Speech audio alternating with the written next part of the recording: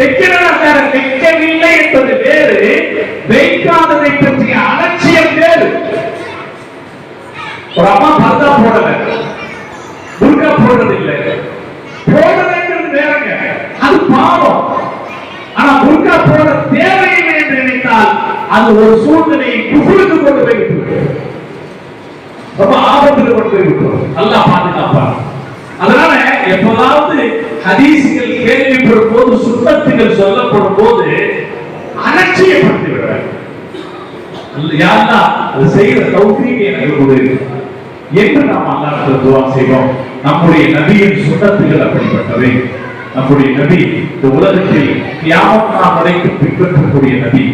அவர் என்ன சொன்னாரோ அந்த சொற்களில் மனிதர்களும் நன்மையை தவிர வேறு எந்த தீமையும் அடையாது, அது நன்மையைத்தான் அடையும்.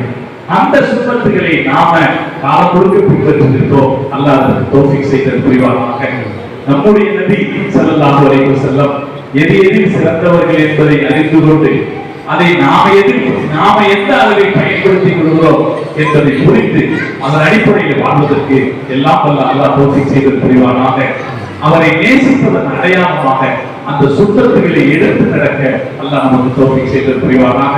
அதன் வழியாக பெருமானார் ஸல்லல்லாஹு அலைஹி வஸல்லம் பெருமையை உலகத்தில் நிலைநாட்ட ஒரு வாய்ப்பை அல்லாஹ் நமக்கு தந்த புரிவானாக. அதன் பிறகு நாளை மறுமையிலே முஹம்மது ரசூலுல்லாஹி ஸல்லல்லாஹு அலைஹி வஸல்லம் அவர்களோடு சொர்க்கத்தில் ஒன்றாக சேர்ந்திருக்கிற நசீபை, இப்போது நாம் கூடியிருப்பது போல சொர்க்கத்தில் கூடியிருக்கிற நசீபை அல்லாஹ் நமக்கும் சந்ததிகளுக்கும் நம்மை சார்ந்தவர்களுக்கும் தந்த புரிவானாக என்று துஆ செய்து வார்த்தைகளை நிறைவு செய்கிறேன். அல்ஹம்துலில்லாஹி ரப்பில் ஆலமீன். அஸ்ஸலாமு அலைக்கும் வரஹ்மத்துல்லாஹி வபரகாத்துஹு.